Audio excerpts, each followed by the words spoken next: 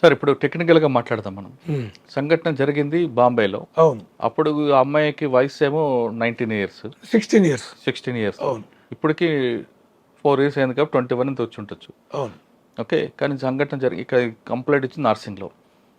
4 సంవత్సరాల క్రితం జరిగినప్పుడు కంప్లైంట్ ఇచ్చిన తర్వాత ఇప్పుడు వస్తుందా లేదా ఇప్పుడు జరిగింది అప్పుడు కాబట్టి పోక్సో పెట్టచ్చా? ఎప్పుడైనా జరగదు, రేపే. కరెక్టే. అదే 21 ఇయర్స్ పోక్సో రాదు కదా. రాదు, కానీ ఇప్పుడు అమెండ్ అయింది కదా సెక్షన్ అమెండ్ అయింది, ఫోక్స్ యాక్ట్ వచ్చింది, ఆటోమేటిక్గా దీంట్లో వస్తుంది కేసు. అంటే 16 సంవత్సరాలు ఇప్పుడు చేశారు కాబట్టి పోక్సో. ఇప్పుడైనా రేపే, అదే 7 years to 10 years. ఇప్పుడు అదే ఉంటుంది, కాకపోతే యాక్ట్స్ ఎవిడెన్స్ పాయింట్ ఆఫ్ వ్యూలో కొంచెం స్ట్రాంగ్ ఉంటుంది ఫోక్స్ యాక్ట్, ఎస్కేప్ కానీ ఉండదు. అంటే మామూలుగా అంటే మనం గత సెక్షన్ ప్రకారం 376 కాకుండా ఇప్పుడు పోక్సో పెట్టారు. రైట్ సార్, పోక్సో పెట్టారు, ఇంతవరకు బాగా పర్ఫెక్ట్గా చేశారు. ఇప్పుడు ఈ కేసు బాంబేకి వస్తుందా, నార్సింగ్ వాళ్ళు చూస్తారు? ఇప్పుడు గోవాలో కస్టడీ తీసుకున్నారు, they produce in the concern court of area. Produce transit వారెంట్కి హైదరాబాద్ తీసుకొచ్చిన తర్వాత ఉప్పరపల్లి కోర్టులో ప్రొడ్యూస్ చేస్తారు, మళ్ళీ కస్టడీ పిటిషన్ చేస్తారు, వేసిన తర్వాత ఇంట్రాగేట్ చేస్తారు, కన్ఫెషన్ అండ్ రికవరీ ఉన్నాయి, కన్ఫెషన్ కథ రాయాల్సిందే. రాసిన తర్వాత అప్పుడు మళ్ళీ again they will produce in the court of law, జైలుకు పంపమని. జైలుకు పోయిన తర్వాత అప్పుడు ఫర్దర్ ఎవిడెన్స్ గ్యాదర్ చేసిన తర్వాత ఇక్కడ కూడా అఫెన్స్ అయింది కదా. ఇది ఒక డిఫరెంట్ అఫెన్స్ కదండి. ఇది కూడా డిఫరెంట్, మేజర్ అయినా రేపే కాన్సెంట్. ఇక్కడ కంటిన్యూ చేసుకుంటూ వచ్చింది మనోడు, ఇక్కడ కూడా అదే వస్తుంది కనుక 2 ఛాన్సులు దీంట్లో. ఒకటి, ఫస్ట్ రేపు అక్కడ కనుక రేపు కింద అక్కడ పంపాల్సిన అవసరం లేదు, ఎందుకంటే పోక్స్ యాక్ట్ వచ్చింది కనుక వీళ్ళు చేసిండ్రు. ఇక్కడ రేపు కంటిన్యూ అవుతుంది కనుక పోక్స్ యాక్ట్ పెట్టిన అది ఉంది, ఇది ఉంది. ఇక్కడ వచ్చే నార్సింగ్ పోలీస్ కూడా చేయొచ్చు, బాంబేకి పంపాలని మ్యాండేట్ ఏం లేదు ఇప్పుడు, ఎందుకంటే ఇక్కడ సేమ్ అఫెన్స్ జరిగింది కదా, కంటిన్యూ అవుతుంది కనుక పంపకుండా యాడ్ చేసుకొని ప్లేస్ ఆఫ్ అఫెన్స్ పోతారు, అక్కడ పంచనామా చేసి రాసుకొస్తారు, అక్కడ విట్నెస్ ఎగ్జామ్ చేస్తారు, ఏ రోజు ఏ కథ ఎవరు దిగిన కథ అని రికార్డ్ తీసుకుంటారు. అది ఇది హోటల్ రికార్డ్ తీసుకొని అక్కడ జరిగిన దానికి ఐఎం ఎవిడెన్స్ కోఆర్డినేట్ చేస్తారు, అంతే తప్ప. ఫస్ట్ ఇన్సిడెంట్ జరిగింది బాంబే హోటల్, మరి అక్కడ వాళ్ళకి ట్రాన్స్ఫర్ చేయరు.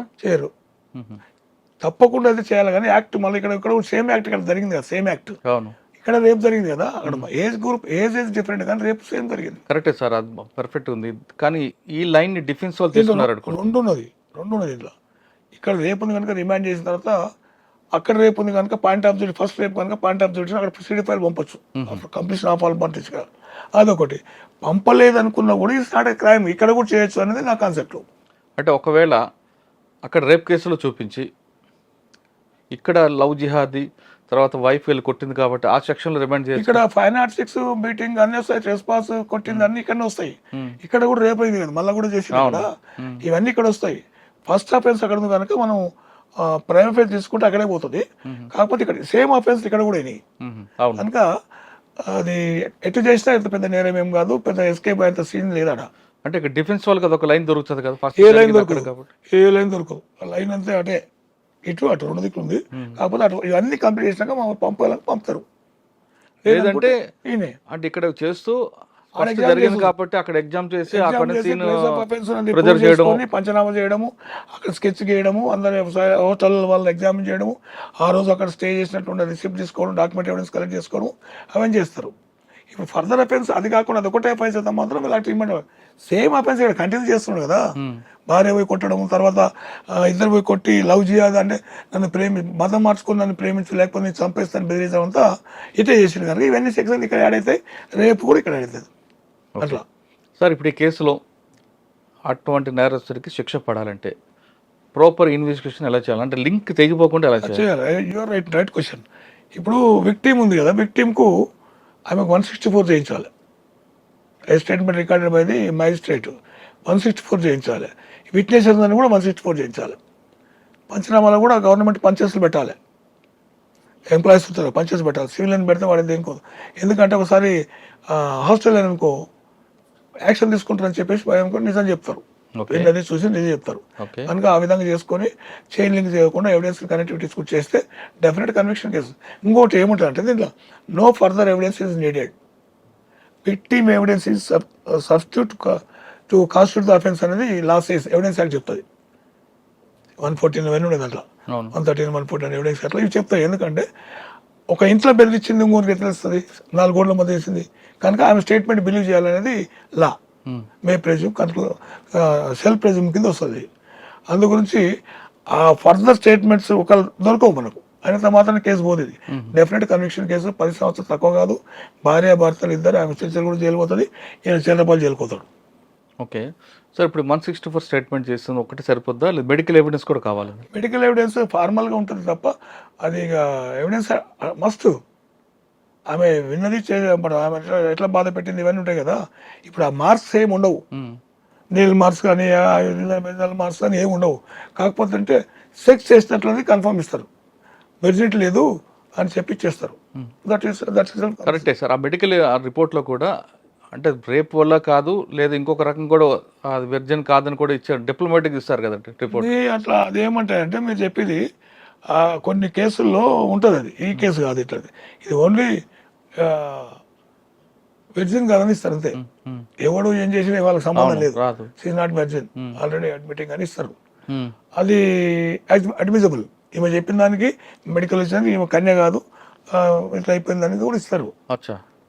ఎవిడెన్స్ సరిపోద్ది. ఈమె స్టేట్మెంట్ చెప్తున్నట్లుగా అన్నిటికన్నా ఆ అమ్మాయి బయటకు వచ్చి చెప్పిందంటే తనకు జరిగిన అన్యాయాన్ని కోర్టు అదే ప్రయారిటీ తీసుకుంటుంది, దాన్నే ఒప్పుకుంటుంది కోర్టు. ఫర్దర్ ఎవిడెన్స్ అవసరం లేదు, ఎవిడెన్స్ అట్లా క్లియర్గా ఉంది. సో దట్ ఈయన జైలుకోవడం ఖాయము, కన్విక్షన్ కావడం ఖాయము, చెప్పకూడదు ఖాయం. ఓకే, కరెక్ట్గా మీరు అన్నట్లుగా కన్విక్షన్ వస్తే జరుగుతుంది. నేను అంటుంది జానీ మాస్టర్ కేసు కాకుండా జనరల్గా మాట్లాడుతుంటా. ఇటువంటి కేసుల్లో ఒక స్టేజ్కి వచ్చిన తర్వాత కంప్లైంట్ విత్డ్రా అయిపోవడం లేదా విట్నెస్ అష్టాలు అవ్వడం జరిగి అక్విటల్ అవుతుంటాయి. ఒకవేళ ఈ కేసులో 164 స్టేట్మెంట్ రికార్డ్ చేసిన తర్వాత కూడా బాధితురాలు నేను మర్చిపోయినాను ఇంకో విషయం చెప్పింది అనుకోండి, అప్పుడు ఏమవుతుంది? బాధితుడు యూటర్న్ తీసుకున్నారు. ఈ కేసు కాదు అంటే జనరల్గా విక్టిమ్ యూటర్న్ తీసుకుంటే ఏంది పరిస్థితి ఉండదు. యూటర్న్ తీసుకున్నందుకే 164 ఉంది.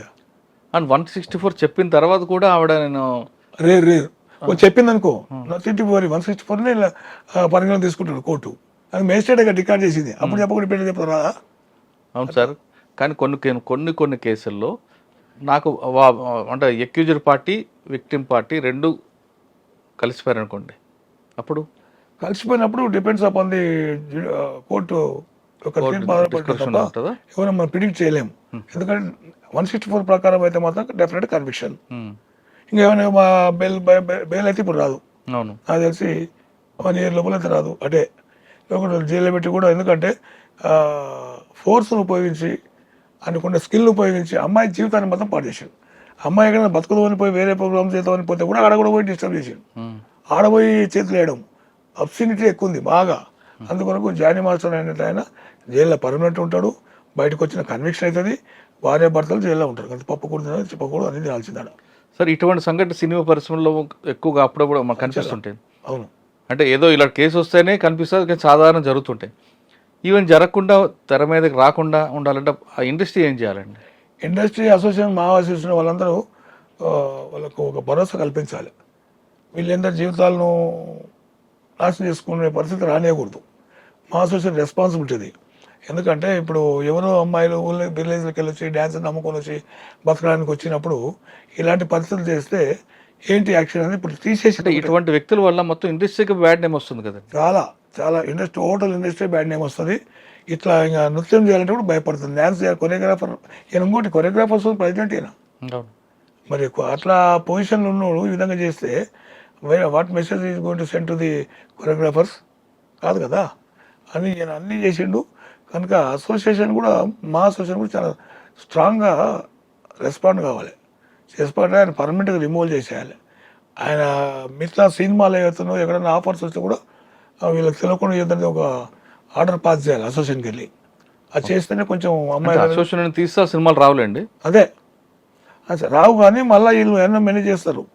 దాంట్లో గ్రూపులు ఉంటాయి కదా, మేనేజ్ చేసినట్టే వీళ్ళు ఒక యూనిటీ ఉండి చేసేసి టర్మ్ యాక్షన్ తీసుకోవాలి, స్టబర్న్ యాక్షన్ తీసుకుంటే సినిమాలు రావు, జీవితం కొలాప్స్.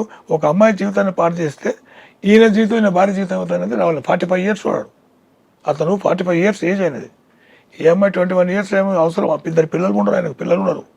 ఇవన్నీ అనెథికల్ యాటిట్యూడ్ పాల్పడే వ్యక్తి ఎవరైనా సరే, ఏ స్టైల్లో సరే యాక్షన్ మస్ట్ తీసుకోవాల్సింది, తప్పకుండా తీసుకోవాల్సింది. మళ్ళీ ఫైనల్గా చెప్తున్నారు సర్వేశ్వరరెడ్డి గారు, ఈ కేసులో ఖచ్చితంగా పోక్సాలో ఆయన కన్విక్షన్ వస్తుంది, జానీ మాస్టర్ జైలు జీవితంగా పరిమితం అవుతారంటూ చాలా క్లియర్గా చెప్తున్నారు. పోక్సో కేసుల్లో కూడా కొన్ని అక్టిలు వస్తాయి కాబట్టి ఖచ్చితంగా ఒక ప్రాపర్ ఇన్వెస్టిగేషన్ చేస్తూ అమ్మాయిని మేజిస్ట్రేట్ గారి ముందు ఆ అమ్మాయి స్టేట్మెంట్ రికార్డ్ చేస్తే ఖచ్చితంగా అంత శిక్ష వస్తుంది. ఎలాంటి సాక్ష్యాలు లేకపోయినా ఒక బాధితురాలు ఇచ్చిన స్టేట్మెంటే ప్రధానంగా సాక్ష్యం ఉంటుంది కాబట్టి ఇందులో ఖచ్చితంగా జానీ మాస్టర్ శిక్ష పడడం ఖాయం అంటూ సర్వేశ్వరరెడ్డి గారు చెప్తున్నారు. ఇది జానీ మాస్టర్ గారు జరిగిన వ్యవహారంపై సర్వేశ్వరరెడ్డి గారి ఇంటర్వ్యూ. వచ్చే వారం మరో ఇష్యూలో మళ్ళీ కలుద్దాం. అంతవరకు నమస్తే. Thank you sir. Thank you very much. నమస్తే.